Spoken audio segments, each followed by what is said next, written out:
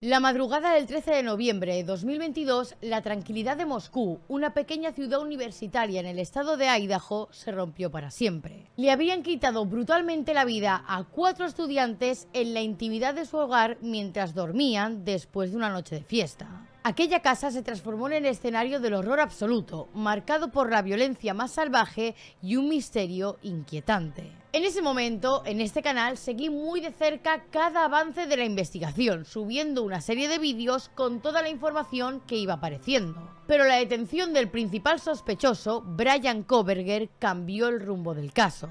El secreto de sumario se cerró sobre la investigación y durante más de 2 años ha habido un silencio absoluto. Ni la policía ni la fiscalía soltaban ni una sola palabra sobre lo que realmente ocurrió aquella noche. Pero ahora ese silencio se ha roto. Hace unas semanas Bryan Kohberger llegó a un acuerdo con la fiscalía y como consecuencia de ello se ha levantado el secreto de sumario. Y lo que se ha descubierto es tan perturbador como habíamos imaginado.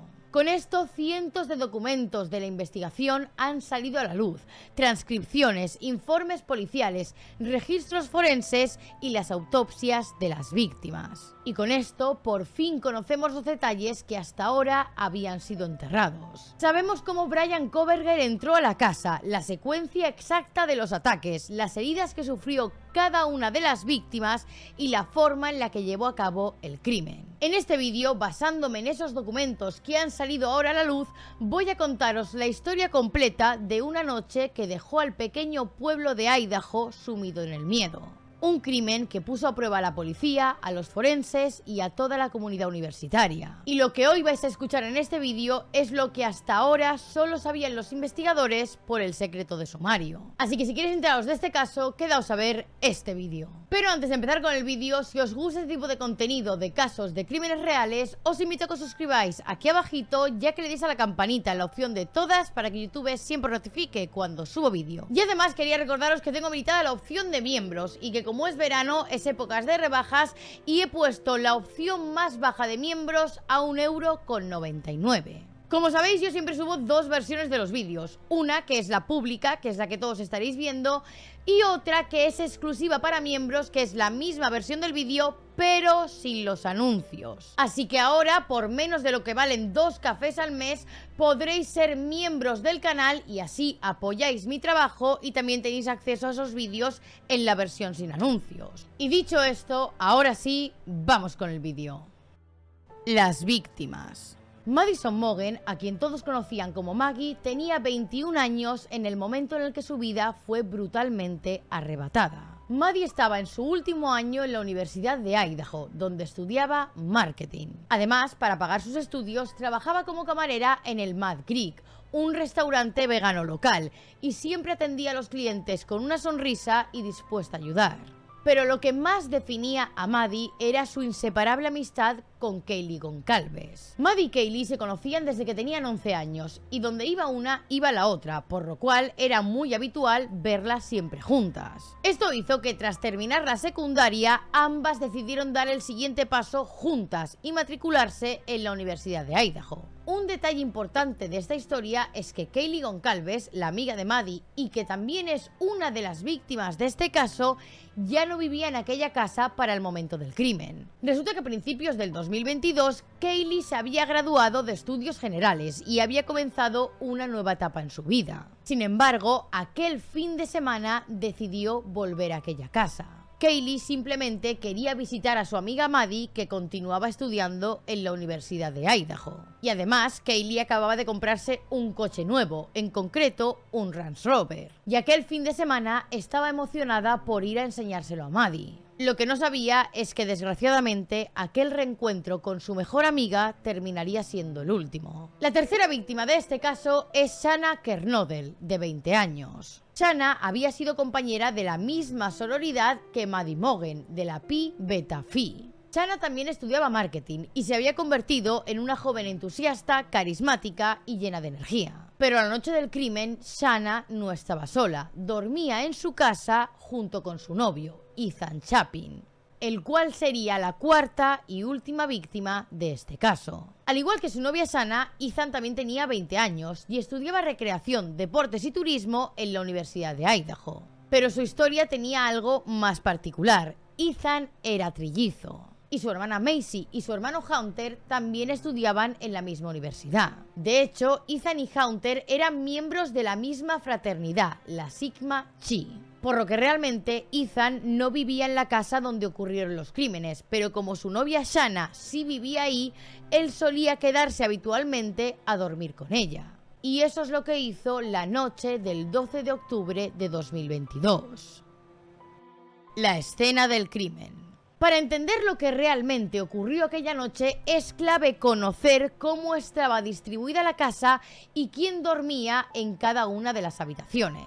La vivienda en cuestión era el número 1122 de King Road, en la ciudad de Moscú, Idaho. Se trataba de una casa peculiar, estaba construida sobre un desnivel, lo cual le daba una estructura un tanto inusual con 3 plantas y 2 accesos diferentes. Por un lado estaba la puerta principal, que daba directamente a la planta baja del edificio. Esta era la entrada que usaban normalmente, ya que está a pie de calle y frente a la zona de aparcamiento, donde se alineaban los coches. Por otro lado, en la parte trasera de la casa había otra puerta de acceso, que debido a la inclinación del terreno conectaba directamente con la segunda planta por una puerta de cristal corredera que daba a la cocina. También es importante destacar que la noche del crimen las víctimas no eran las únicas personas que dormían en aquella casa. Como os he comentado, quienes realmente vivían allí eran Maddie Mogen y Shanna Kernodle. Kaylee Goncalves había vivido en aquella casa anteriormente, pero a principios del año 2022 se había graduado y aquella noche simplemente estaba de visita para pasar el fin de semana con su amiga Maddie y enseñarle su nuevo coche. En cuanto a Ethan Chapin, como os he comentado, él realmente vivía en la fraternidad de Sigma Chi, pero aquella noche estaba en la casa porque se había quedado a dormir con su novia Shanna. Pero además de ellos, en la casa vivían otras 2 compañeras, Bethany Funke y Dylan Mortensen. Y ambas estaban presentes en la noche del crimen durmiendo en la vivienda. Y también aparecen en la famosa foto grupal de este caso. Una imagen que se ha difundido por todos los medios desde que ocurrió la tragedia. Como os digo, la distribución de la casa es clave para entender lo que ocurrió aquella noche. En la tercera planta, la más alta, estaban las habitaciones de Maddie Mogen y Kaylee Goncalves, justo una al lado de la otra. En la segunda planta, donde se encuentra la puerta trasera de la casa que da a la cocina, también estaban la habitación de Dylan Mortensen y la de Shanna Kernodle. Y finalmente, en la planta baja estaba la habitación de Bethany Funk. Noche del crimen. Sábado 12 de noviembre de 2022. Aquel día era un sábado especial en la Universidad de Idaho, ya que se celebraba un partido de fútbol americano de los Vandals, el equipo del campus. Se trataba de una jornada festiva, llena de emoción y de espíritu universitario. Aquella tarde, Kaylee compartió en sus redes sociales un carrusel de fotos que con el tiempo se volverían escalofriantemente simbólicas. En ellas aparecían todos los que esa noche estarían en la casa, incluidas las 2 supervivientes y las 4 víctimas. Las fotos que Kaylee publicó fueron tomadas justo antes de salir para el estadio, en lo que parecía un día cualquiera. Pero nadie imaginaba que esas serían las últimas imágenes con vida de algunos de ellos. Además del partido, aquel día habían varias fiestas universitarias por la noche. En cuanto a Maddie y Kaylee, fueron juntas al Corner Club, un bar local, y Shanna e Ethan fueron juntos a una fiesta que se celebraba en la fraternidad de Ethan, la Sigma Chi. Madrugada del 13 de noviembre de 2022, 1:41 horas. Hasta la 1:41 de la madrugada, Maddie y Kaylee estuvieron disfrutando juntas en el Corner Club. Después de abandonar el bar, Maddie y Kaylee se acercaron a un food truck muy conocido en la zona, llamado The Grab Truck. La food truck solía emitir en directo a través de Twitch mientras atendía a los clientes, una forma original de mostrar su día a día. En esa transmisión se puede ver a Maddie y Kaylee esperando su pedido, charlando entre ellas y completamente ajenas a lo que estaba por venir. 15:45 horas. En cuanto a Ethan y Shanna, las otras 2 víctimas, después de haber asistido a la fiesta en la fraternidad de Sigma Chi, regresaron a casa poco antes de las 2 de la madrugada. Y al llegar, ambos subieron directamente a la segunda planta, donde se encontraba la habitación de Shanna. 2 horas. Alrededor de las 2 de la madrugada, Maddie y Kaylee piden un Uber y regresan a casa después de haber pasado por el food truck. Según se ha podido reconstruir, al llegar al domicilio, ambas pasaron un rato charlando en el salón que estaba en la segunda planta de la casa. Estuvieron ahí hablando en el sofá mientras comían lo que habían pedido en el food truck antes de irse a dormir. Esto lo sabemos gracias al testimonio de Dylan, una de las compañeras de piso que logró sobrevivir al ataque. Resulta que la habitación de Dylan se encuentra justo al lado del salón y, según declaró, ella alcanzó a escuchar a las chicas hablando cuando llegaron. Poco después de llegar a la casa y hablar un rato en el sofá, Maddie y Kaylee decidieron irse a dormir. Aunque, como os he comentado, cada una tenía su propia habitación en la tercera planta, aquella noche optaron por quedarse juntas en la habitación de Maddie, algo que solían hacer en ocasiones especiales. Mientras tanto, en la habitación de Kaylee, justo al lado, se quedó Murphy, el perro que Kaylee había traído consigo durante su visita. Y ya con todo el mundo en sus habitaciones, la casa se sumió poco a poco en el silencio. Alrededor de las 4 de la mañana, todos estaban en sus habitaciones. En cuanto a Maddie y Kaylee, las dos se habían quedado en la habitación de Maddie. Kaylee era la que dormía en la parte de la cama más pegada a la pared y Maddie estaba durmiendo en la parte exterior. Justo debajo de la habitación de Maddie, en la segunda planta, dormía Dylan Mortensen, una de las supervivientes de este caso. Y también en la segunda planta, en la habitación de al lado, estaban Shanna y su novio Ethan. Y por último, en la primera planta de la casa dormía Bethany Funk, otra de las supervivientes del crimen. 4 horas. Alrededor de las 4 de la mañana, todo parecía estar en plena calma en el interior de la casa. Las luces estaban apagadas, había silencio y aparentemente todos estaban dormidos. Todos menos Shanna Kernodle. Según los registros de su teléfono, a esa hora Shanna recibió un pedido de DoorDash, una aplicación de comida a domicilio similar a Globo o Uber Eats. Pero hay algo más. El análisis forense del teléfono de Shanna reveló que seguía despierta y activa en redes sociales, concretamente en TikTok, hasta las 4:12 de la mañana. 4:05 horas.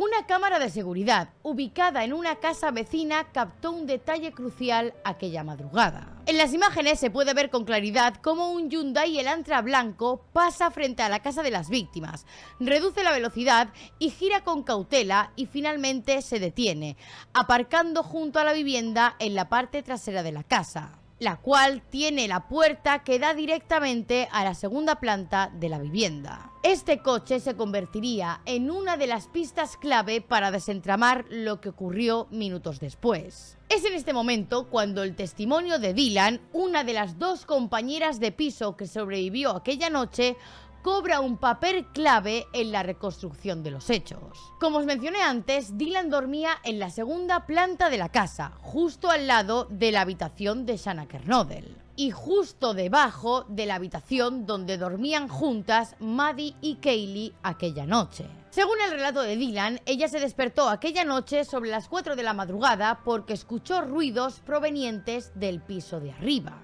En medio del silencio de la madrugada, Dylan creyó oír claramente la voz de una de sus compañeras de piso susurrando que había alguien en la casa. En este momento, intrigada y asustada, Dylan se acerca a la puerta de su habitación y la abre ligeramente para echar un vistazo, pero no vio a nadie. Y acto seguido volvió a cerrar la puerta y acostarse en su cama. Sin embargo, los ruidos no cesaron. Minutos después, Dylan escuchó lo que describió como un llanto, aparentemente procedente de la habitación de Shanna. De nuevo, Dylan se levanta de la cama y abre con cautela la puerta de su cuarto para tratar de entender qué estaba ocurriendo. Fue entonces cuando dice escuchar la voz de un hombre que no reconocía diciendo algo similar a «Está bien, voy a ayudarte». Y alarmada pero paralizada por el miedo, Dylan vuelve a cerrar la puerta de su cuarto. 4:17 horas. Sobre esa hora, la cámara de seguridad de una casa cercana graba un audio donde se escuchan voces y gemidos, seguidos de un perro ladrando, y es cuando Dylan vuelve a escuchar a alguien llorar. Por esto decide volver a abrir la puerta de su cuarto, pero entonces se encuentra de cara con un hombre, con el intruso que había entrado en la casa. Dylan dijo que se trataba de un hombre que vestía completamente de negro y que llevaba un pasamontañas que le cubría la nariz y la boca, por lo que lo único que alcanzó a verle fueron los ojos. Y es por esto que la única descripción que pudo dar Dylan es que el intruso tenía las cejas muy pobladas. En principio, al verlo, Dylan se quedó paralizada, pero el hombre simplemente salió por la puerta trasera de la casa, la que estaba en la segunda planta. Presa del pánico, lo único que a Dylan se le ocurrió hacer en ese momento fue volver a su cuarto y cerrar la puerta de golpe y con llave. Tenía la esperanza de que aquello que había visto simplemente se tratara de un chico de la fraternidad de Ethan que les estaba gastando una broma después de venir de fiesta. Pero aún así, Dylan no estaba del todo tranquila con lo que acababa de ver. Por esto, desde su cuarto, Dylan empieza a llamar a los móviles del resto de compañeros de piso, pero evidentemente no recibe ninguna respuesta. Es entonces cuando Dylan llama a Bethany, que es la otra superviviente y que evidentemente es la única que le coge el teléfono. A las 4:20 de la mañana, Dylan y Bethany mantienen una llamada que dura 41 segundos, en la que Dylan le cuenta lo que acaba de ver. Y después de colgar el teléfono, las dos compañeras siguen hablando por mensaje de texto. Nadie me responde. Estoy realmente confundida ahora mismo. Sí, tía. What the fuck? Shanna iba vestida completamente de negro. Me estoy volviendo loca ahora mismo. Llevaba como un pasamontañas. ¿Qué dices? ¿En serio? Era como si tuviera algo en la cabeza y la boca. No es broma, me estoy asustando de verdad. Yo también, tía. Y encima mi teléfono se está quedando sin batería, joder. Vente a mi habitación, corre. Después de esta conversación, Dylan, aún en shock y sin poder asimilar todo lo que acababa de presenciar, bajó en silencio hasta la planta baja. Ahí se encontraba la habitación de Bethany, la otra compañera de piso que también sobrevivió. Dylan menciona que al parecer cuando salió de su cuarto le pareció ver a Shanna tirada en el suelo de su habitación. Pero en ese momento decidió no darle importancia porque pensó que posiblemente Shanna estaba borracha después de haber venido de fiesta y se había quedado dormida en el suelo. Hay que tener en cuenta que todos los implicados, tanto las víctimas como las dos supervivientes, habían estado en diferentes fiestas aquella noche y por lo tanto habían bebido. Por lo que incluso Dylan iba también un poco borracha cuando presenció esta escena y tampoco supo cómo reaccionar en ese momento. Cuando Dylan baja a la habitación de Bethany, las dos chicas se convencen de que posiblemente Shanna estaría durmiendo borracha y que el hombre al que Dylan había visto se trataría simplemente de algún amigo de Ethan que estaba borracho y quería gastarle alguna broma colándose en la casa. Así que simplemente las dos compañeras se encerraron juntas en el cuarto de Bethany y durmieron allí lo que quedaba de noche.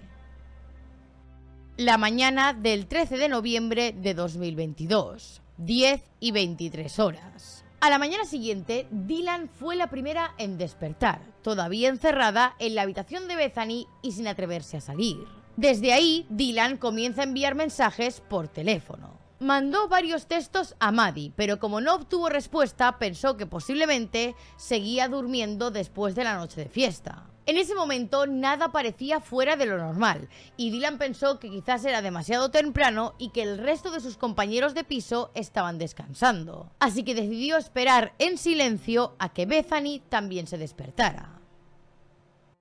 11:21 horas. Fue entonces cuando aún reinaba el silencio en la casa que Bethany recibió un mensaje de su amiga Josie. Ese simple sonido fue suficiente como para despertarla, y ella y Dylan seguían encerradas en la habitación sin reunir todavía el valor para salir. Las dos chicas intentaban convencerse de que lo más probable es que todo tuviera una explicación lógica. Tal vez lo que Dylan había visto la noche anterior se trataba de una pesadilla, una mala pasada de la imaginación, una broma pesada o incluso el resultado de la confusión y el cansancio. Por lo que preferían pensar que sus compañeros de piso simplemente no contestaban a los mensajes y llamadas porque seguían durmiendo después de la fiesta. Pero aún así, el miedo no desaparecía. Algo no les cuadraba y es por eso que aunque querían respuestas, no se atrevían a enfrentarse solas a lo que pudiera haber al otro lado de esa puerta. 11:49 horas. Dylan llama a Emily, una amiga que vivía a pocos minutos andando de su casa. En esa llamada, Dylan le cuenta todo lo que había ocurrido la noche anterior y le dice que están muy asustadas como para salir de la habitación. Dice que en principio se estaban autoconvenciendo de que lo que ella había visto era un sueño que parecía bastante real, pero que después de llevar un rato llamando al resto de sus compañeros y que nadie le cogiese el teléfono, se estaban empezando a asustar. Por esto Emily, que como os digo vivía cerca, le dice que no se preocupen, que en unos minutos va a su casa. Emily avisa a Josie, su compañera de piso y que también conoce a las chicas. Le dice que Dylan ha llamado asustada y que quiere que vayan a su casa para ayudarles a revisarla. Y aunque en ese momento deciden ir a ver qué es lo que estaba ocurriendo, en entrevistas posteriores estas dos chicas han dicho que se tomaron la llamada de Dylan como una broma. Pensaron que seguramente estaba exagerando y que había creído ver algo cuando estaba borracha durante la noche. Pero Emily no fue a la única a la que Dylan y Bethany avisaron. Resulta que Dylan, antes de llamar a esta amiga, también llamó a Hunter Johnson, que es el novio de Emily, y le pidió que también acudiera a la casa para ayudarle a revisarla porque ellas no se atrevían a hacerlo. 11:56 horas. Hunter Johnson llega al 112 de King Road y Bethany y Dylan estaban asustadas, por lo que Hunter les dice que no se preocupen, que salgan de la casa por la puerta principal, la que da a la planta baja y que está justo al lado del cuarto de Bethany, y que esperen afuera mientras él revisa la casa. En ese momento es cuando Emily y Josie llegan a la vivienda. Ven a las chicas en la calle y les preguntan qué es lo que ha pasado, y Bethany y Dylan le explican que Hunter acaba de entrar a echar un vistazo. Como os digo, Emily y Josie no se habían tomado muy en serio la llamada de Dylan y piensan que posiblemente todo esto sea una exageración y que el resto de compañeros simplemente están durmiendo. Es por esto que las dos chicas deciden entrar en la casa para ayudar a Hunter a registrarla mientras Bethany y Dylan esperan en la calle. Emily y Josie suben las escaleras hasta la segunda planta y en la puerta de la habitación de Shanna se encuentran con Hunter, que les pide que no entren, que bajen corriendo y llamen a emergencias diciendo que hay una persona inconsciente. En entrevistas posteriores, Hunter ha dicho que al descubrir la escena le tomó el pulso a Shanna e Ethan y sabía perfectamente que habían fallecido. Pero resulta que en ese momento no quiso decírselo a las chicas porque no quería que entraran en pánico al ver lo que él acababa de presenciar. Es por esto que en la llamada a emergencias que hacen las chicas dicen que acudan a la casa, que hay una persona inconsciente, en lugar de decir que había fallecido. 911 location of your emergency. Something is happening. Something happened in our house. We don't know what. What is the address of the emergency? 1122.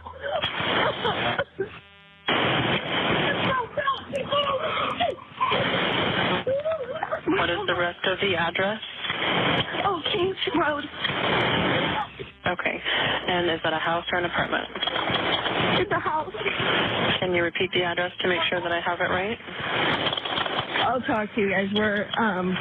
We live at the White, so we're next to them. I need someone to repeat the address for verification. The address, 1122 King Road. And tell me exactly what's going on. One of the roommates has passed out, and she was drunk last night, and she's not waking up. Okay. Oh, and they saw some man in their house last night. Yeah. And are you with the patient? Okay, I need someone to keep the phone, stop passing it around. Can I just tell you what happened pretty much? What is going on currently? Is someone passed out right now? I don't really know, but pretty much at 4 a.m. Okay, I need to know what's going on right now if someone is passed out. Can you find that out? Yeah, I'll come. Come on, but we gotta go check. But we have to. What's wrong? She's not waking up.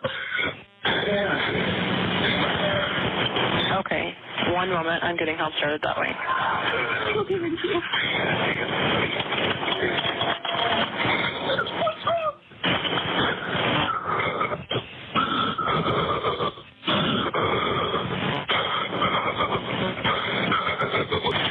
Okay, and how old is she? She's 20. 20, you said? Yes, 20. Here to Okay. them. Hello?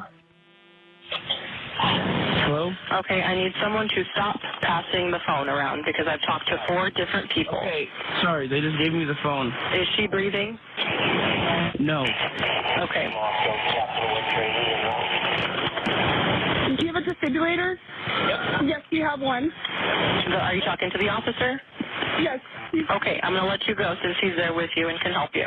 Okay, thank you. Bye. Okay.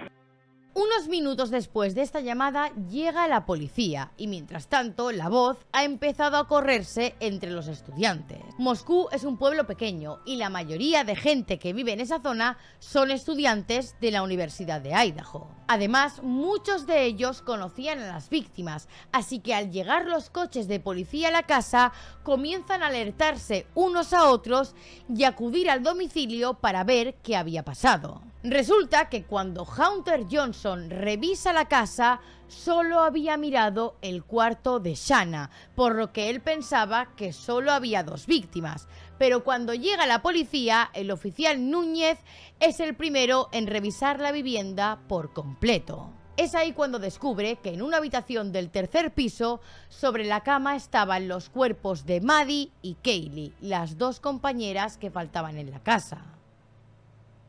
13 y 4 horas. Para este momento la policía ya había acordonado la casa y continuaba haciendo labores de registro en la vivienda y recolectando pruebas mientras decenas de estudiantes se amontonaban alrededor de la zona esperando obtener respuestas de qué había pasado. Pero evidentemente los policías no hablaban con ellos. Para ese momento Hunter, que fue quien había descubierto los cuerpos, ya había alertado al resto de sus compañeros de que Shanna e Ethan no tenían pulso cuando los encontró. Por lo que todo el mundo sabía que ellos 2 habían fallecido, pero desconocían en qué circunstancias. El caso es que hasta ese momento ninguno de los estudiantes había reparado en Maddie y Kaylee, las cuales seguían sin responder a las llamadas ni a los mensajes. Sin embargo, cuando una de las amigas revisa la ubicación de los teléfonos móviles de las chicas, se dieron cuenta de que estaban en la casa.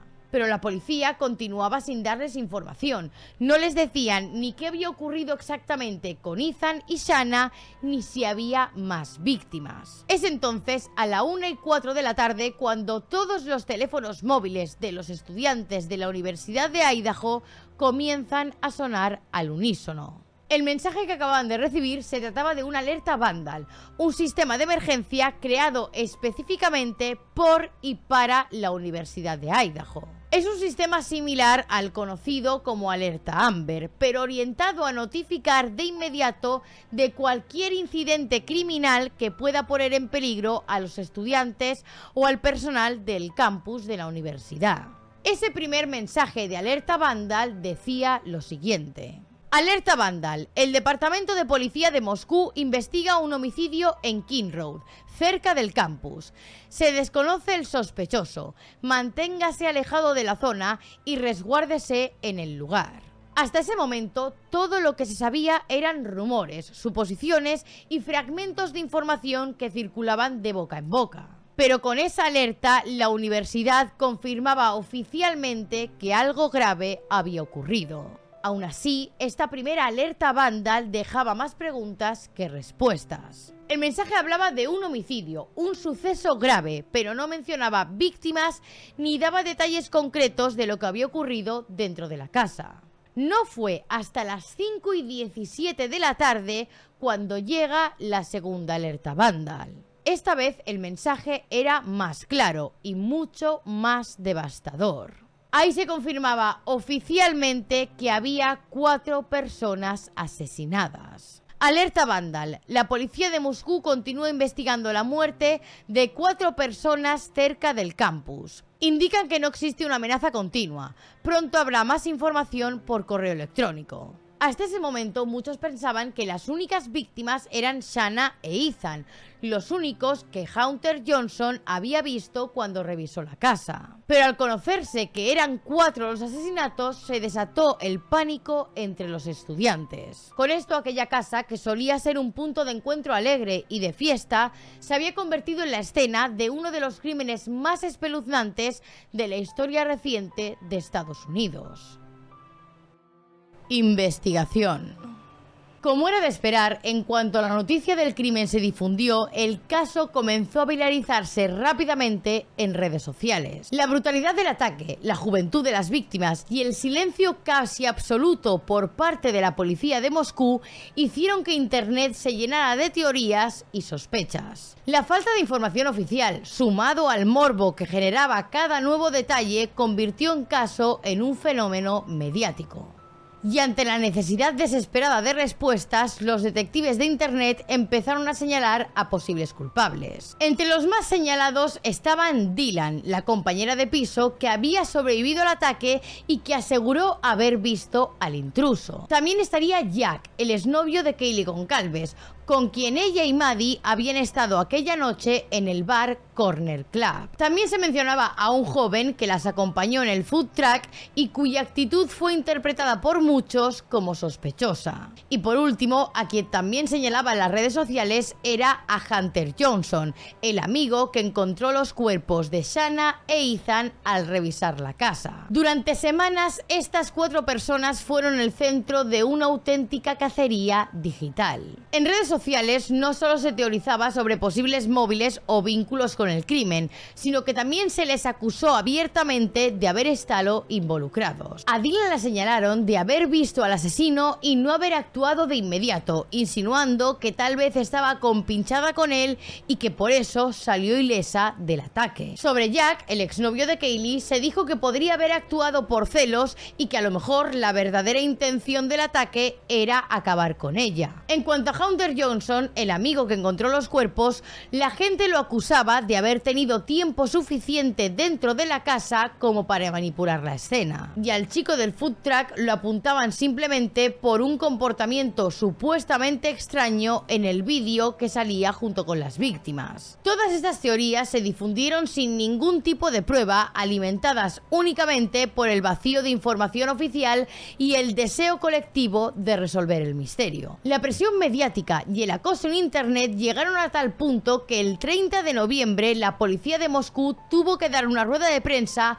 para desmentir todo y decir que ninguna de estas personas era considerada como sospechosa en la investigación. Pero la primera pista que se hizo pública sobre el posible autor del crimen fue un coche, en concreto un Hyundai Elantra blanco. Las cámaras de seguridad de varias viviendas cercanas captaron ese coche circulando por la zona durante la madrugada del crimen. Además, en cuanto a las 4 de la mañana, se le vio pasar por delante del 1122 de King Road y detenerse cerca de la entrada trasera de la casa, la que da acceso directo a la segunda planta. Este detalle no pasó desapercibido para los investigadores. No era un coche cualquiera, su presencia a esa hora y en ese lugar tan concreto se volvió rápidamente una pieza clave dentro de la investigación. Y así comenzó la búsqueda del conductor de ese Hyundai Elantra, que pronto se convertiría en el principal sospechoso del caso.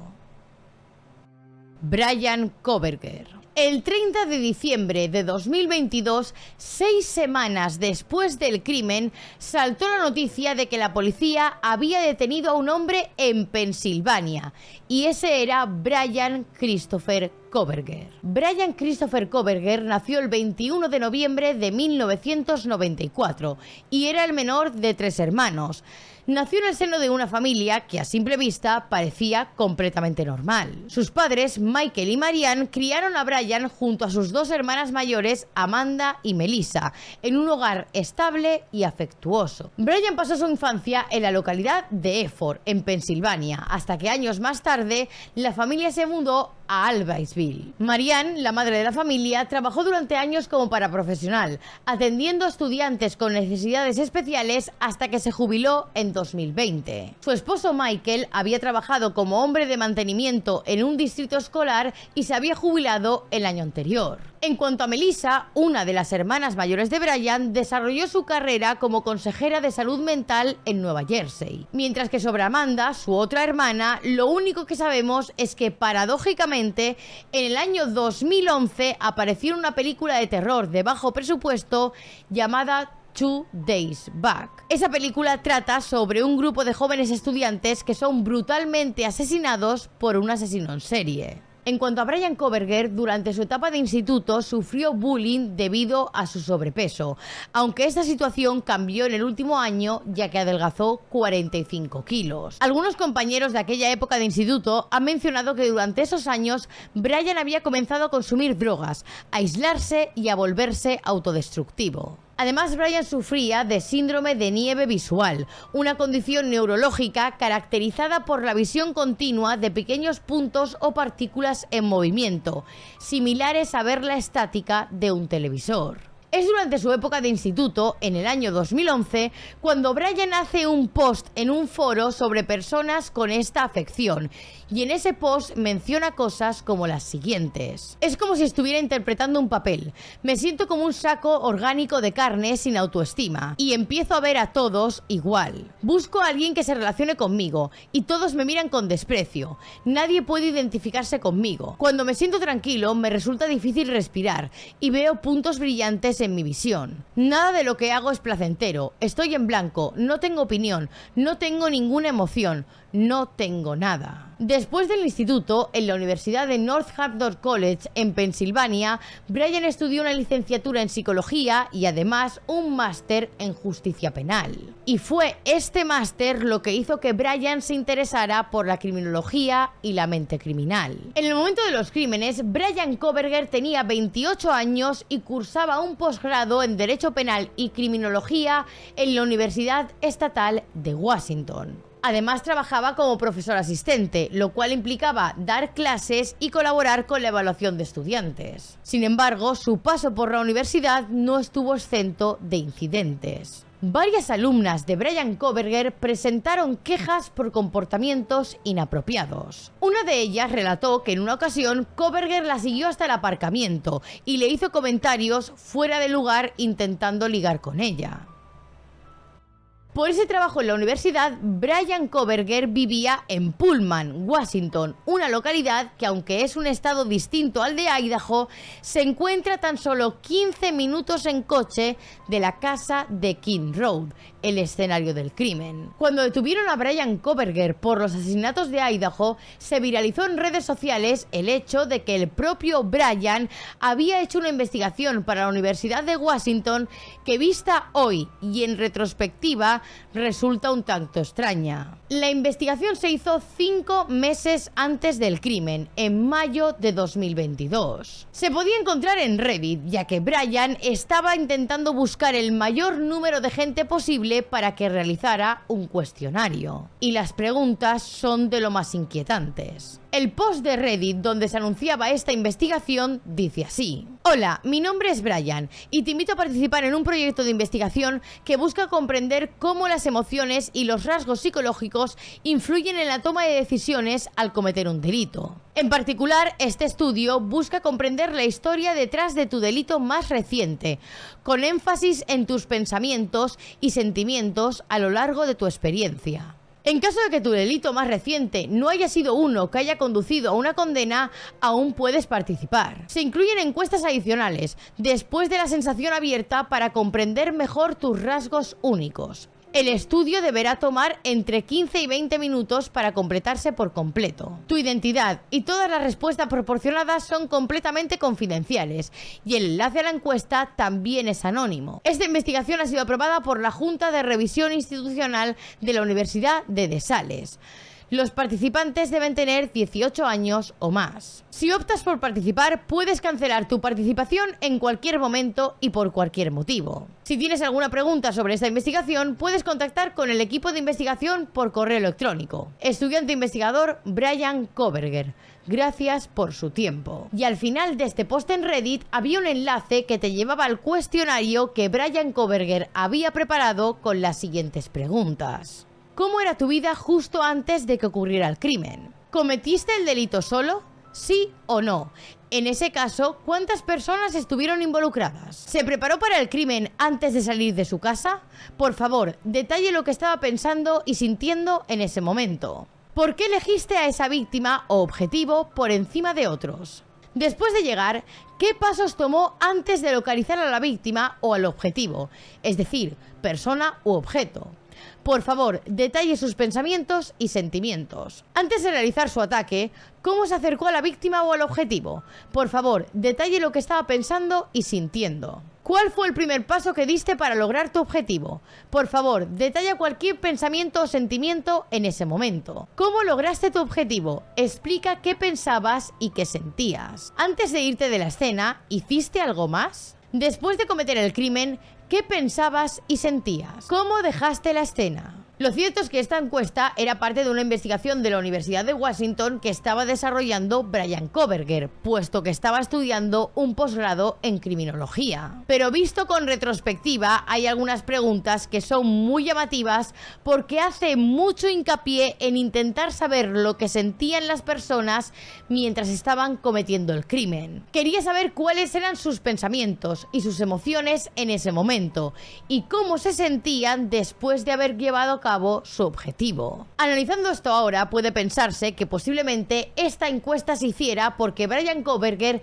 ya estaba fantaseando en mayo de 2022 con cometer un crimen, y dentro de esa fantasía estaba el querer saber qué se sentía cuando se llevaba a cabo. Y ahora, sabiendo todo esto y conociendo un poco más la figura de Bryan Kohberger, vamos a ver cómo la policía llegó hasta él. El Hyundai Elantra blanco. Como he mencionado, desde prácticamente el inicio del caso, la policía estaba buscando un coche, en concreto un Hyundai Elantra de color blanco. Esto es porque los investigadores pidieron las grabaciones de las cámaras de seguridad de la zona del día de los hechos. Querían ver si así podían obtener alguna pista, algún vehículo que saliera en las imágenes o que entrara en la zona a la hora de los hechos. Y una cámara de seguridad cercana a la casa del crimen recogió las imágenes de un coche blanco entre las 3:26 y las 3:28 de aquella madrugada. Pero el vehículo no llevaba matrícula delantera. Ese mismo coche pasa hasta en 3 ocasiones por delante de la casa del crimen la madrugada de los hechos. Y en una de esas ocasiones intentó aparcar en la parte delantera de la casa, pero no pudo hacerlo. Lo último que se veía del coche es que a las 4:20 de la madrugada salía de la casa a toda velocidad, y luego se cree que salió por la zona del barrio que da directamente a la carretera que conecta Moscú con Pullman. Por la cámara de seguridad de los vecinos de la zona, la policía pudo saber cuál era exactamente el modelo del coche y se identificó como el famoso Hyundai Elantra blanco de los años 2012 a 2013, aunque posteriormente se amplió hasta modelos de 2016. Con esto, los investigadores empezaron a buscar información sobre personas que tuvieran en su propiedad un vehículo con estas características, y esa búsqueda los llevó hasta la Universidad Estatal de Washington. Una cámara de seguridad de esta universidad grabó un Hyundai Elantra blanco a las 2:44 de la madrugada del 13 de noviembre de 2022, poco antes de la hora del crimen. Ese vehículo salía a esa hora de la universidad y posteriormente se le ve coger la carretera que conecta Pullman con Moscú, por lo que este sería el momento en el que el asesino se dirige hacia cometer el crimen. Más tarde, en esas mismas cámaras de la Universidad de Washington, vuelve a aparecer ese coche, pero ya cerca de las 5:25 de la madrugada. Y esto sería el viaje de vuelta después de cometer los asesinatos. Pero con esto los investigadores solo sabían la marca, modelo y color, no tenían la matrícula del coche. Y por lo tanto no sabían quién era el conductor y el principal sospechoso del crimen. Por esto, el 25 de noviembre, la policía de Moscú pide a otros cuerpos de policía que colaboren en la búsqueda del coche. Resulta que un agente de policía de la Universidad de Washington hizo un recuento de todos los coches de ese modelo que estuvieran registrados en la universidad y dio con un Hyundai Elantra blanco de 2015 que tenía matrícula de Pensilvania y que pertenecía a Bryan Kohberger. Aquella misma mañana el agente localizó el coche y lo encontró en el aparcamiento del complejo de apartamentos donde vivía Bryan Kohberger en Pullman. Además, el carnet de conducir de Bryan estaba registrado en Washington y lo describía como un hombre de 1,82 m, de unos 84 kilos y con unas cejas muy pobladas. Una descripción que coincidía con la que Dylan había dado del sospechoso. Es entonces cuando la policía empieza a tener a Bryan en su punto de mira y revisan el historial de incidentes de tráfico que ha tenido con ese coche. Ahí descubren que Bryan fue parado mientras conducía el Hyundai Elantra blanco por la policía de Moscú, la ciudad donde se cometieron los crímenes, el 21 de agosto de 2022. Es entonces cuando también encuentran un vídeo grabado el 14 de octubre de 2022 por la cámara corporal de un policía de Washington. En el vídeo la gente había parado a un Hyundai Elantra blanco, conducido por un hombre que se había saltado un semáforo en rojo, y ese hombre era Bryan Kohberger. Algo llamativo es que en principio el número de matrícula de Bryan Kohberger era de Pensilvania, pero al parecer ese número caducaba el 30 de noviembre de 2022. Pues bien, el 18 de noviembre, 5 días después del crimen, Bryan registra el Hyundai Elantra en Washington, cambiando el número de matrícula por uno que pertenecía a ese estado. Era muy sospechoso que Bryan hubiera decidido hacer ese cambio de matriculación pocos días después del asesinato. Pero puede que pensara que si a lo mejor había alguna imagen de su coche en las cámaras de seguridad, al cambiar la matrícula les sería más difícil para los investigadores encontrarlo. Si lo encontraban, la matrícula de su coche actualmente no coincidiría con el de las imágenes, porque para el momento del crimen tenía matrícula de Pensilvania y unos días más tarde la matrícula era de Washington y con un número completamente distinto.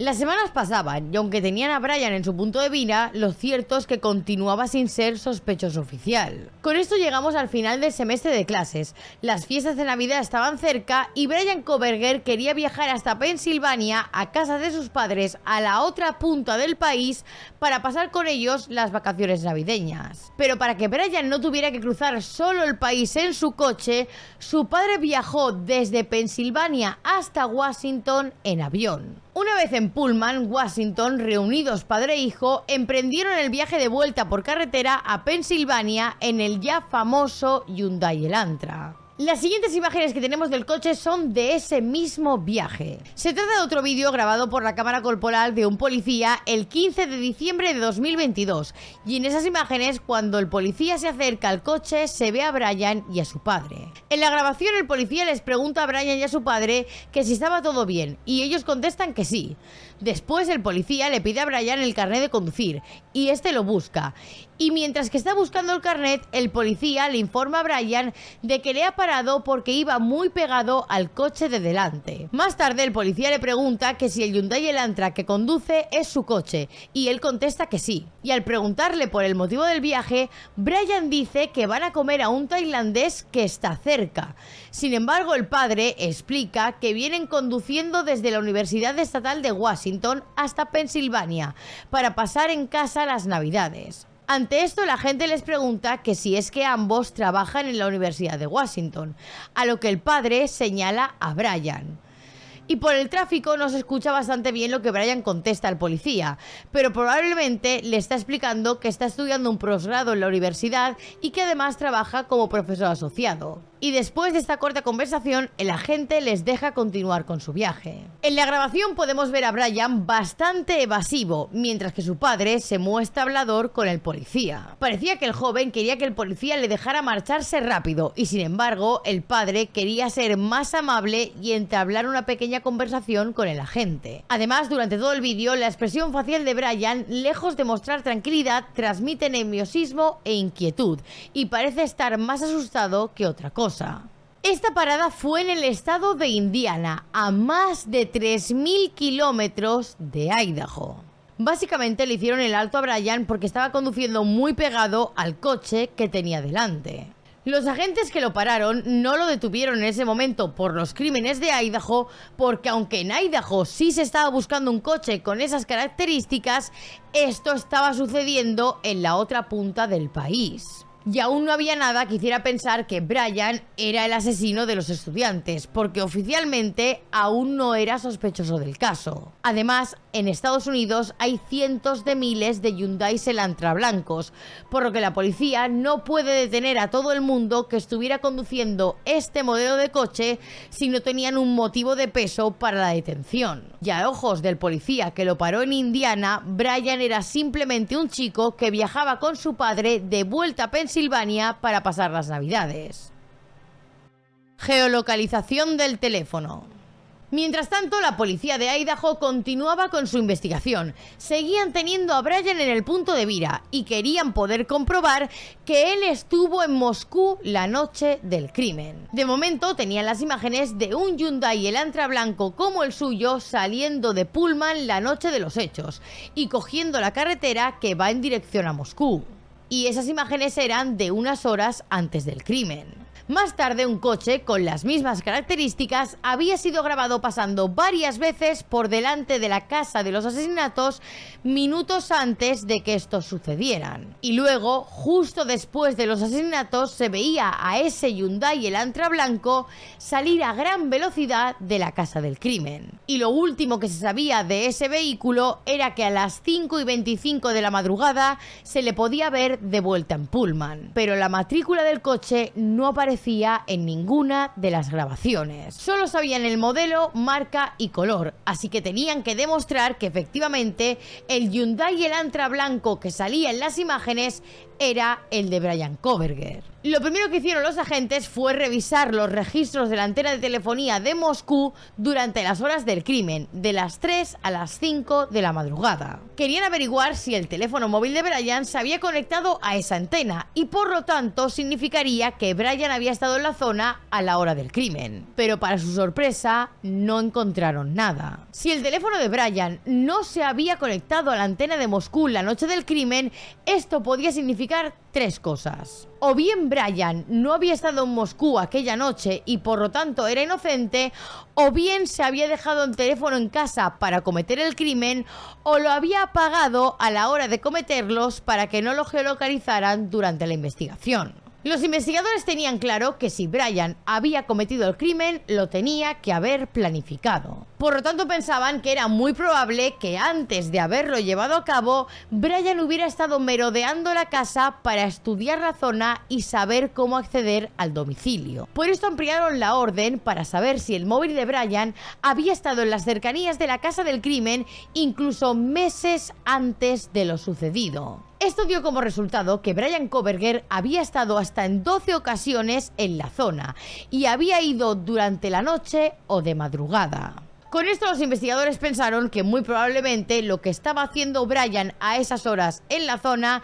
era estudiar cómo llevar a cabo el crimen. Por esto, el 23 de diciembre de 2022, los investigadores piden a la compañía telefónica de Brian que les entregue la geolocalización exacta de su teléfono la noche del crimen. Y ahí es cuando el puzzle empieza a encajar. Como os digo, aquella noche el teléfono de Brian no se había conectado a la antena de Moscú, y no porque él no estuviera allí o porque se hubiera dejado el teléfono en casa, sino porque lo puso en modo avión antes de acercarse a la escena del crimen. De esta manera evitaba que su teléfono se conectara a la antena y hacía más difícil que lo localizaran durante la investigación. Es sobre las 2:47 de la madrugada de la noche de los hechos cuando el teléfono de Brian Kohberger deja de emitir señal. Es decir, que poco antes de salir de la ciudad de Pullman para cometer el crimen, Brian pone en modo avión su teléfono. Y el móvil no vuelve a dar señal hasta las 4:48 de la madrugada, una media hora después de haber cometido el crimen. Y según la geolocalización de la señal, esta aparece de nuevo en una carretera que va desde Moscú hasta Pullman. por lo que es cuando Brian está haciendo el camino de vuelta a su casa cuando quita el modo avión del teléfono, habiendo evitado con esto que su móvil se conectara a la antena de la ciudad de Moscú. Además, para evitar sospechas, Brian volvió a Pullman por carreteras secundarias, haciendo un recorrido más largo. Después de ver la geolocalización del móvil de Brian, lo que hicieron los investigadores junto con el FBI fue analizar el recorrido completo que hizo el Hyundai Elantra en las cámaras de seguridad aquella noche. Y compararon el recorrido del coche con el recorrido del teléfono de Brian. Y los dos coincidían a la perfección, ya que el coche también regresaba a Pullman por carreteras secundarias. Con esto ya tenían a su sospechoso y habían confirmado que Brian era la persona que conducía el Hyundai Elantra blanco la noche del crimen. Además, algo que también llamó la atención de los investigadores fue que el día siguiente de los asesinatos, la mañana del 13 de noviembre, Brian volvió a la casa de los hechos. Sobre por qué volvió a la zona hay dos teorías. Se piensa que lo pudo hacer para comprobar si habían descubierto el crimen y ver cómo actuaba la policía en la escena. Lo que ocurre es que cuando Brian vuelve a la casa es entre las 9:12 y las 9:21 de la mañana, y para ese momento aún no se habían descubierto los cuerpos de las víctimas, puesto que los compañeros de universidad no dieron la voz de alarma hasta las 12 del mediodía. La segunda teoría de por qué Brian vuelve a la zona de la casa de los hechos la mañana después del crimen es porque se había dejado olvidada una prueba clave y que sería la que acabaría condenándolo. Y esta prueba se trataba de la funda del cuchillo que usó para cometer el crimen. La funda del cuchillo. Obviamente Brian estuvo lejos de cometer el crimen perfecto, empezando porque en la escena del crimen se había dejado olvidada la funda del cuchillo que había usado para quitarle la vida a los 4 estudiantes. Resulta que cuando la policía revisó la escena, en la habitación del tercer piso de la casa, al lado del cuerpo de Maddie Mogen, la policía criminalística encontró la funda de un cuchillo. Esta funda fue procesada como prueba. Tenía un grabado que decía cavar USMC, además del globo terráqueo e insignia del ancla del Cuerpo de los Marines de Estados Unidos. Es decir, se trataba de la funda de cuero de un cuchillo de combate. Pero lo importante es que al analizar esta prueba en el laboratorio se encontró que en el botón para abrir la funda había una muestra de ADN. Se trataba de ADN de contacto, por lo que la persona que había dejado esa muestra había abierto la funda sin usar guantes. Además, esta era la única muestra de ADN que había del sospechoso en toda la casa, por lo que se supone que a la hora de cometer los crímenes, además de ir vestido de negro y llevar pasamontañas, como había dicho la compañera de piso sobreviviente, el sospechoso también había llevado puestos unos guantes. Pero cuando estaba preparándose para cometer el crimen, antes de entrar a la casa, abrió la funda y metió el cuchillo dentro antes de ponérselos. Y esto dejó esa muestra de ADN. Además, cuando Brian finalmente fue detenido, se descubrió que él había comprado este cuchillo por Amazon. Pero pensaba que la policía no podría rastrearlo porque no lo había comprado con dinero de su cuenta, sino que había usado una tarjeta regalo. Volviendo a la cronología del caso, para este momento los investigadores ya habían pedido la geolocalización del móvil de Brian la noche del crimen y ya tenían claro que él era su principal sospechoso. Pero para confirmarlo, lo que tenían que hacer era comprobar el ADN y ver si efectivamente el ADN de Brian Kohberger coincidía con el de la funda de cuchillo encontrada en la escena del crimen. Por esto, el 27 de diciembre de 2022, cuando Brian ya se encontraba de vuelta en Pensilvania, en casa de sus padres, la policía decide recoger la basura de la vivienda para analizarla y obtener muestras de ADN. Y en estos días, Brian Kohberger vivía en un estado de paranoia constante. Él sabía perfectamente que en la escena del crimen se había dejado olvidada la funda de cuchillo y temía que con eso se hubiera permitido a los investigadores obtener su perfil genético. Por esta razón, mientras Brian estaba en casa de sus padres, se aseguró de clasificar minuciosamente la basura, evitando que en el contenedor terminara cualquier objeto que él hubiera tocado directamente. Para eso, Brian se ponía guantes de látex, registraba la basura y sacaba todo lo que fuera era basura suya y lo ponía en bolsas herméticas que volvía a guardar en el interior de la casa. Pero con lo que Brian no contó fue con la genealogía genética. Con esta técnica se pueden buscar coincidencias genéticas con tus familiares, y eso es lo que hicieron los investigadores. Como en la basura de los Kohberger no había ningún objeto que tuviera el ADN de Brian Kohberger, lo que hicieron los investigadores fue comprobar la muestra de ADN de la funda del cuchillo con objetos de la basura que habían sido tocados por el padre de Brian. Y el resultado fue positivo. Por esto, al día siguiente, el 28 de diciembre de 2022, el Laboratorio Estatal de Idaho informó que en un 99,9998% el ADN encontrado en la basura era del padre biológico de la persona que había cometido los crímenes. Y con esto ya lo tenían. Estaba comprobado que Brian Kohberger era el asesino, y el 30 de diciembre procedieron a detenerlo.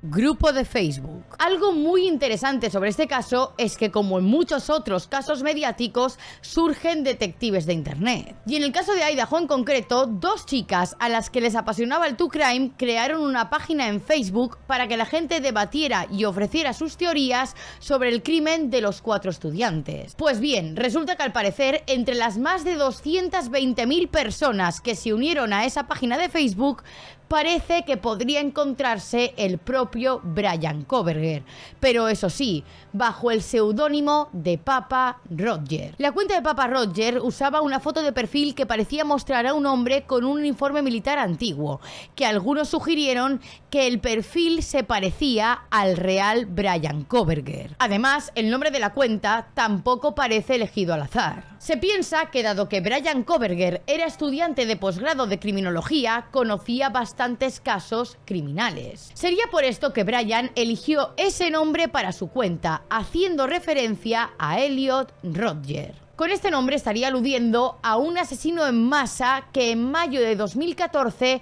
mató a 6 estudiantes de la Universidad de California y hirió a otras 14 personas. Elliot Rodger era un estudiante del campus de la Universidad de California, en Santa Bárbara, y ahí apuñaló a 3 personas en su propio apartamento y luego fue a la sororidad Alpha Phi y disparó a otras 3 chicas. Además, Elliot es conocido por escribir un manifiesto de 137 páginas en el que expresaba sus quejas como célibe involuntario, o lo que es conocido como incel. Ambos, Elliot y Brian, tenían paralelismos, como por ejemplo, los dos eran vírgenes y tenían dificultad para relacionarse con mujeres. Es por esto que puede que Brian eligiera ese nombre para la cuenta en Facebook, ya que se sentía identificado con la figura de Elliot Rodger y quería hacerle una referencia. Además, hay algo inquietante que ambos también tienen en común. La sororidad que Elliot Rodger atacó en la Universidad de California y donde mató a 3 chicas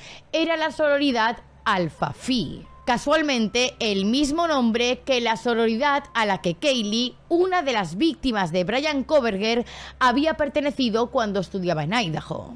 La cuenta de Facebook de Papa Roger era conocida por sus publicaciones crípticas dentro de ese grupo de Facebook sobre la evidencia específica del caso, y también por hacer preguntas bastante extrañas y morbosas sobre la escena del crimen. Por ejemplo, preguntaba cuánto tiempo habría permanecido el asesino dentro de la casa, cuánto habría tardado en quitarle la vida a sus víctimas y con qué mano habría alzado el cuchillo para hacerlo.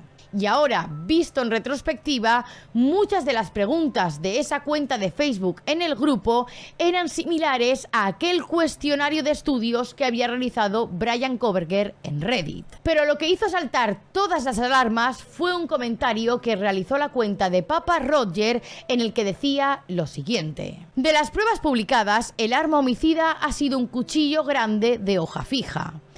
Esto me lleva a creer que encontraron la funda. Lo extraño es que la publicación tuvo lugar el 30 de noviembre de 2022, antes de que se hiciera público en los medios que efectivamente en la escena del crimen se había encontrado la funda del cuchillo del arma homicida. Lo cierto es que no tenemos confirmación de que efectivamente fuera el propio Bryan Kohberger quien estaba detrás de este perfil de Facebook. Pero llama mucho la atención que mencionara la funda antes de que se supiera públicamente y que además, justo después de que Bryan Kohberger fuera arrestado por la policía, la cuenta de Papa Roger nunca volvió a publicar nada y desapareció por completo. Sentencia. El 5 de enero de 2023, unos días después de la detención de Bryan Kohberger, el juez decreta el secreto de sumario. Hizo esto para que el proceso judicial no se viera afectado por los medios, y es por eso que durante más de 2 años apenas hemos tenido información sobre el caso. Durante este tiempo se han programado varias fechas para el juicio, pero por una u otra razón los abogados de Bryan Kohberger siempre han conseguido aplazarlo. Y finalmente estaba previsto que se celebrara este verano. Todas las personas que seguimos el caso en su momento estábamos deseando que se llevara a cabo el juicio, porque en todo este tiempo aún no se había resuelto para el público la pregunta más importante, que es por qué Bryan Kohberger había elegido a estos 4 estudiantes como sus víctimas. Y lo que tampoco sabíamos es cómo se había llevado a cabo el crimen aquella noche. Pero parece ser que estas preguntas puede que nunca tengan respuesta. Resulta que el mes pasado saltó la noticia de que Bryan Kohberger había llegado a un acuerdo con la fiscalía para evitar la pena de muerte. Con este acuerdo, Bryan se declararía culpable de todos los cargos, no tendría que ir a juicio y a cambio se le condenaría a una cadena perpetua sin posibilidad de libertad condicional. Es decir, Bryan pasará el resto de sus días en la cárcel. Pero además, como parte del acuerdo de culpabilidad, Bryan no estará obligado a dar explicaciones ni a responder cómo y por qué cometió los crímenes. Aún así, desde el principio del caso ha estado rondando la teoría en redes sociales de que los objetivos reales del crimen eran Maddie Mogen y Kelly Goncalves. Al parecer, Bryan seguía a estas 2 víctimas en Instagram y además le había dado me gusta a varias fotos de estas chicas. Por esto se piensa que de alguna manera Bryan y ellas se habían conocido meses antes del crimen y que ellas eran sus verdaderos objetivos aquella noche. Y por lo tanto, Shanna e Ethan, las otras 2 víctimas de este caso, lo habrían pillado infraganti en mitad del ataque y se habrían convertido en daños colaterales. Como os digo, con este acuerdo, Bryan pasará lo que le queda de vida entre rejas, ya que al aceptarlo ha renunciado también a poder interponer ningún tipo de recurso. Pero lo cierto es que al menos de momento, a no ser que Bryan voluntariamente conceda alguna entrevista, nunca podremos saber por qué lo hizo. Ahora bien, al salir la sentencia, por fin se ha levantado el secreto de sumario, por lo que han empezado a publicar todos los documentos sobre el caso. Y por ejemplo, entre esos documentos tenemos el informe de la autopsia de las víctimas. Autopsias. Shanna Kernodle. El cuerpo de Shanna Kernodle fue hallado tendido boca arriba en el suelo de su habitación, vistiendo únicamente una sudadera gris y ropa interior. La escena era estremecedora. Según reveló la autopsia, Shanna había recibido más de 50 puñaladas, una cantidad de heridas que dejaba clara la brutalidad del ataque.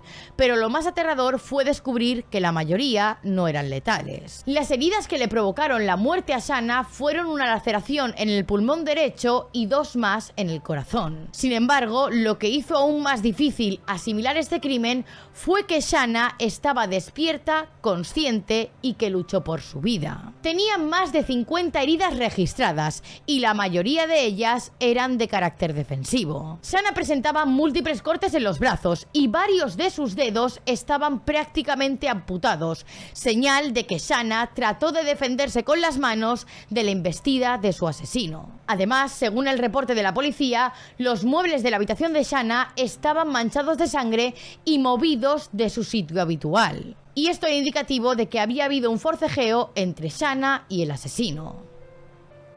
Ethan Chapin. Sobre la cama de la habitación de Shanna yacía el cuerpo sin vida de Ethan Chapin. Estaba recostado boca arriba, con una manta cubriéndole el abdomen. Su posición era extraña, como si se hubiera desplomado hacia un lado, la cabeza apoyada contra la pared, los pies colgando del borde del colchón. El informe forense reveló que Ethan tenía algunos cortes superficiales en las piernas, pero fue una única herida la que acabó con su vida, una puñalada certera justo debajo de la clavícula izquierda. El cuchillo lo atravesó con tal fuerza que cortó la vena y arteria subclavias y la yugular. Una herida letal que hizo que Ethan apenas tuviera tiempo de reaccionar. No pudo defenderse, no hubo lucha y su muerte fue casi instantánea.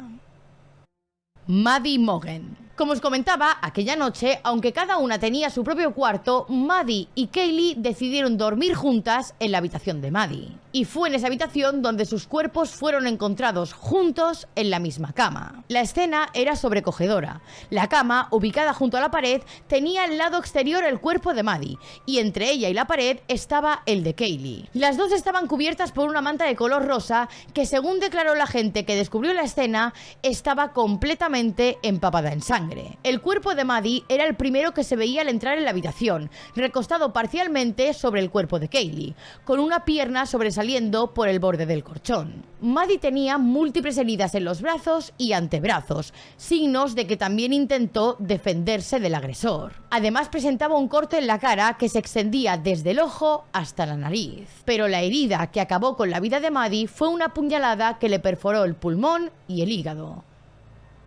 Kaylee Goncalves. En cuanto a Kaylee, como os digo, dormía en la misma cama que Maddie, pero en la parte más pegada a la pared. Kaylee era la que había recibido los daños más brutales. Tenía la cara completamente desfigurada, hasta el punto que el policía que la encontró menciona en su informe que la chica estaba completamente irreconocible. Pero lo más inquietante de todo es que Kaylee no solamente presentaba heridas de arma blanca como las demás víctimas. En su cuerpo también se hallaron signos de asfixia y lesiones por golpes con un objeto contundente. Esto significa que no solamente apuñalaron a Kaylee, sino que también intentaron asfixiarla y la golpearon con brutalidad. Y fue la única de las 4 víctimas que sufrió este nivel de ensañamiento. En total, Kaylee recibió 20 puñaladas, siendo mortales una que le alcanzó el pulmón izquierdo, otra en el hígado y una tercera detrás de la clavícula, la cual le seccionó tanto la vena como la arteria subclavia.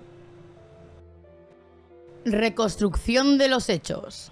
Aunque, como os he comentado, debido al acuerdo al que llegó Bryan Kohberger, puede que jamás lleguemos a conocer con certeza por qué eligió esa casa y por qué esas 4 víctimas en particular, lo cierto es que gracias a los testimonios de las 2 compañeras que sobrevivieron, al análisis de las cámaras de seguridad y a la gran cantidad de pruebas recopiladas por los investigadores, se ha podido hacer una reconstrucción bastante aproximada de lo que ocurrió la noche de los hechos. Es una secuencia escalofriante que, aunque llena de preguntas sin respuesta, nos permite hacernos una idea de cómo se desarrolló uno de los crímenes más impactantes de los últimos años. 3:30 horas. La cámara de seguridad de una casa del vecindario graba el coche de Bryan Kohberger, el Hyundai Elantra blanco, pasando por delante del 1122 de King Road a las 3:30 de la madrugada. Pero al pasar ve que las luces del segundo piso de la casa siguen encendidas, por lo tanto deduce que aún hay gente despierta en la casa y que no es el momento de empezar el ataque. Por esto rodea la manzana y se va de la calle. Después se le ve en la cámara de seguridad pasar hasta en 2 ocasiones más para revisar si las luces de la casa seguían encendidas o si por el contrario todos se habían ido a dormir. 4 horas. Shanna recoge el pedido de comida a domicilio que había hecho en Durdras, por lo que sabemos que Shanna estaba despierta a esa hora y, según las pruebas, es la única de toda la casa que estaba completamente despierta. 4 o 5 horas. Una cámara de seguridad, ubicada en una casa vecina, graba de nuevo el Hyundai Elantra blanco de Bryan Kohberger pasando por delante de la casa de King Road y dirigiéndose a la parte trasera de la vivienda, la que tiene acceso directo a la segunda planta. Es a partir de este momento, en un margen de poco más de 10 minutos, cuando se cometen los crímenes. Después de estacionar el coche en el aparcamiento trasero, Bryan Kohberger habría accedido a la vivienda por la puerta corrediza ubicada ubicada en la segunda planta, esa que conduce directamente a la cocina. Una vez dentro de la vivienda, Brian sube las escaleras internas hasta el tercer piso. Su primera parada fue la habitación de Kaylee, pero al encontrarla vacía y ver únicamente a su perro Murphy en el interior, Brian cierra la puerta y se dirige a la habitación continua, el cuarto de Maddie. Una vez dentro del cuarto, Maddie Mogen sería su primera víctima. Maddie dormía en el lado exterior de la cama y se cree que pudo haber despertado durante el ataque, ya que tenía lo que parecían ser cortes defensivos en los brazos y antebrazos. Además, Dylan, la compañera que sobrevivió, mencionó que sobre esa hora se despertó al escuchar ruidos provenientes del cuarto de Maddie, que era justo el que tenía encima del suyo. Pero como el perro también estaba ladrando, Dylan en un principio pensó que posiblemente Kaylee estuviese jugando con su perro. Es entonces cuando Dylan abre la puerta de su habitación en la segunda planta, pero como no ve nada, la cierra y se vuelve a la cama. Lo cierto es que en ese momento Dylan no vería nada porque el ataque estaba teniendo lugar en el piso de arriba. En cuanto a Kaylee, todo apunta a que se despertó durante el ataque a Maddie. Dormía a su lado, en la misma cama, y es muy probable que los movimientos o el ruido del ataque la sacaran del sueño. Pero aunque se despertó, ya no tendría escapatoria y acabaría falleciendo en esa misma cama. Según las heridas que presentaba Kaylee, Brian Kohberger la habría golpeado primero, probablemente para inmovilizarla, y luego habría intentado asfixiarla. Pero eso no fue todo. Kaylee recibió más de 20 puñaladas, muchas de ellas en el pecho y el abdomen, y otras terminarían por desfigurarle el rostro por completo. 4:12 horas. Sabemos con certeza que a esa hora quien sí estaba completamente despierta era Shanna Kernodle. Minutos antes había recibido un pedido de comida a domicilio y los registros de actividad en su teléfono mostraron que estuvo viendo TikTok hasta las 4:12 de la madrugada. Este fue su último rastro digital y todo indica que justo después de ese momento Shanna fue atacada. La brutalidad de sus heridas demuestra que Shanna intentó defenderse, lo que refuerza la idea de que no fue sorprendida mientras dormía, sino que estaba consciente, despierta y que luchó por su vida. A diferencia de Dylan, que estaba durmiendo y se medio despertó por el ruido, Shanna estaba completamente despierta a esa hora y posiblemente escuchó ruidos en la planta superior de la casa, así que salió de su habitación para revisar. Se cree que Shanna fue hacia la cocina, que estaba al lado de su cuarto en el segundo piso. Ahí vio que la puerta trasera de la vivienda estaba abierta, por lo que se puede deducir del testimonio de Dylan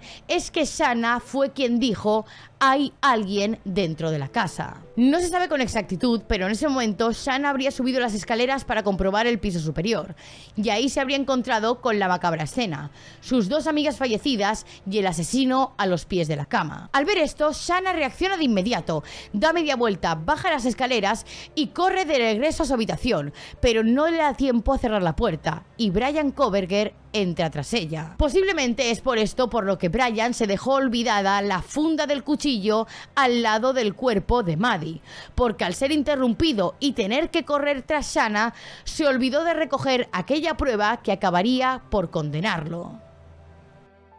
4:17 horas. Aproximadamente a esa hora, una cámara de seguridad de una vivienda cercana registra un audio clave, voces entrecortadas, gemidos ahogados y poco después los ladridos de un perro que rompe el silencio de la madrugada. Una vez en la habitación de Shanna tiene lugar una lucha entre ellos dos, cosa que sabemos porque los muebles de la habitación estaban movidos de su sitio, lo cual indica que hubo un fuerte forcejeo entre ambos, además de las más de 50 heridas que presentaba el cuerpo de Shanna, la mayoría de ellas intentando defenderse de su atacante. Es entonces cuando Dylan, que estaba intentando volver a conciliar el sueño, se despierta de nuevo por el ruido y escucha lo que parece ser un llanto que viene del cuarto de Shanna. Dylan vuelve a abrir con cautela la puerta de su habitación y dice escuchar la voz de un hombre que no conoce decir algo así como «está bien, voy a ayudarte». Confundida, paralizada por el miedo y sin entender del todo qué estaba ocurriendo, Dylan vuelve a cerrar la puerta de su cuarto con cuidado. Después del ataque a Shanna, el ruido del forcejeo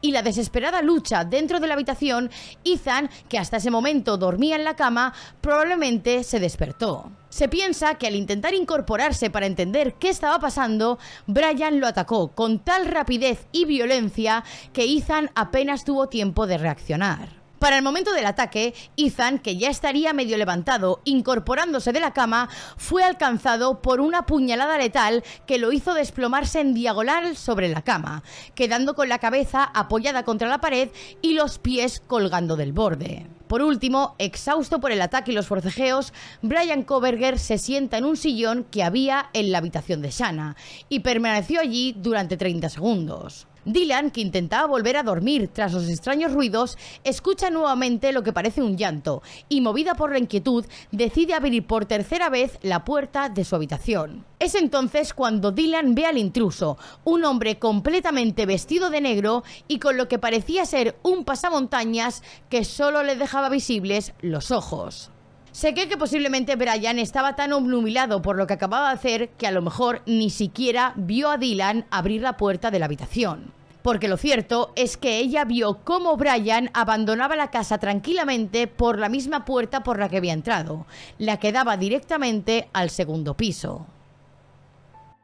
El caso de los 4 estudiantes de Idaho es uno de esos crímenes que, aunque tienen condena y culpable declarado, deja todavía preguntas abiertas. Bryan Kohberger ha llegado a un acuerdo con la fiscalía, ha evitado el juicio y con él quizás también la respuesta definitiva a lo que todos nos preguntamos, que es ¿por qué lo hizo? Las pruebas y la reconstrucción de los hechos dibujan un patrón inquietante. Aquella noche, Bryan no entró a ciegas en la casa, se dirigió directamente al tercer piso, como si conociera a la perfección el lugar. Y sobre todo, como si supiera a quién estaba buscando. No es casualidad que desde un principio en redes sociales sugiriera que Maddie y Kaylee eran sus verdaderos objetivos, las dos o una de ellas. Sabéis que no suelo dar mi opinión sobre los casos, pero en este personalmente creo que el objetivo del ataque era Kaylee. Pienso esto por varios motivos. El primero de ellos es que Bryan, cuando entra en la casa, se dirige directamente a la tercera planta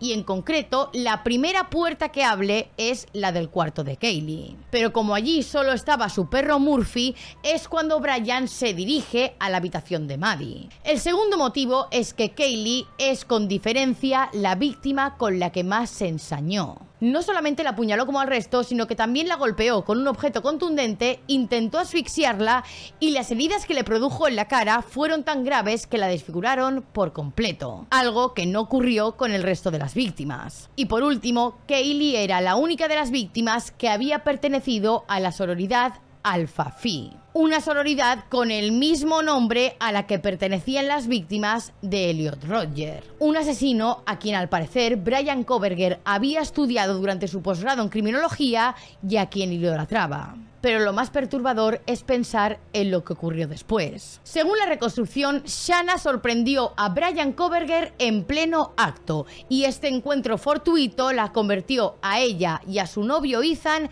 en víctimas colaterales. Este detalle también explicaría por qué Dylan y Bethany, que también se encontraban en esa misma casa aquella noche, salieron completamente ilesas del ataque. Porque realmente ellas no estarían en su lista y probablemente Shanna e Ethan tampoco. Detrás de este ataque, la sombra de la personalidad de Bryan Kohberger es alargada y oscura. Bryan no solamente presentaba comportamientos propios de un incel y un historial de problemas para relacionarse con mujeres. También, de forma casi irónica, Bryan estaba estudiando un posgrado en criminología. Estudiaba cómo piensan, cómo actúan y cómo se ocultan los asesinos.